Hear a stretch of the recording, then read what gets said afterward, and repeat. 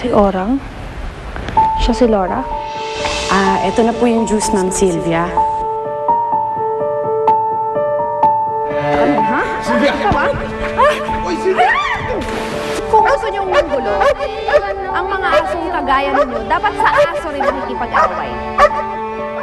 This is the second time na nakita ko silang dalawang magkasama. At in fairness dun sa girl, ha? Naka-Hermes bag siya. Sosyal. Kung ano man ang iniisip kong gawin, huwag mo nang ituloy. Good wine. What is this? Moe and Shango? I won't let you get away with this. Uulitin ko. I feel sorry for you, darling. You make me sick. Pero bakit hindi ko nakita ang similarities na ng dalawa? Binihisan ni Danny si Orang. Pinag-aral ng urbanidad. Ginamit niya para makuha ka. Pero hindi niya ini-expect na mamahalin niya rin to. Masyado nang malayo ang nararating niyang muchacha na yan.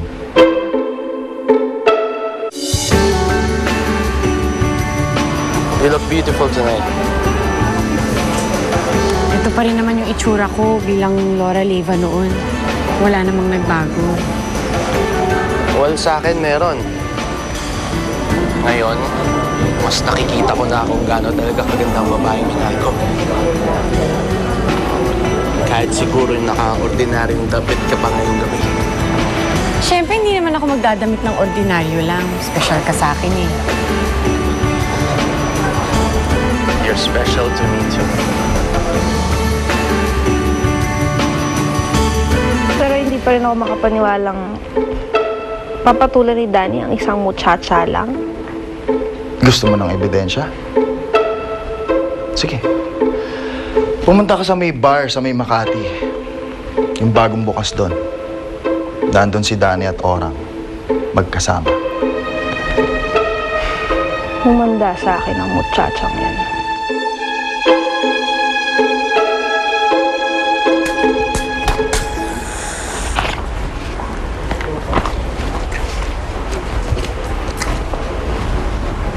Nora.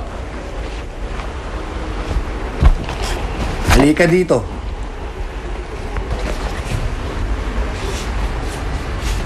Bakit po? Gusto mo ng pera? Po? Pera! May iutos lang ako sa'yo pero sikreto lang natin to ha. Wala makakalam na iba. Ano po yun?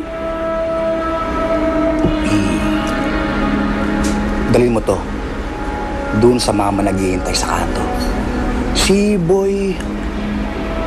Drog? Alam na laman. Galing mo ha? Nakita ko po kasi kayo. Yung nag-away po kayo ni Aling Lilian.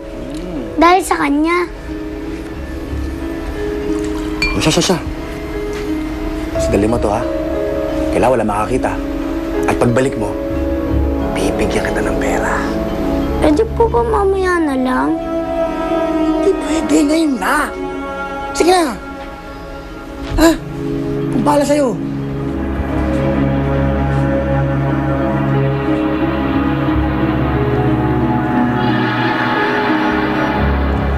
Did you have a good time? Siyempre, kasama kita eh. May ganon, may ganon. Ha?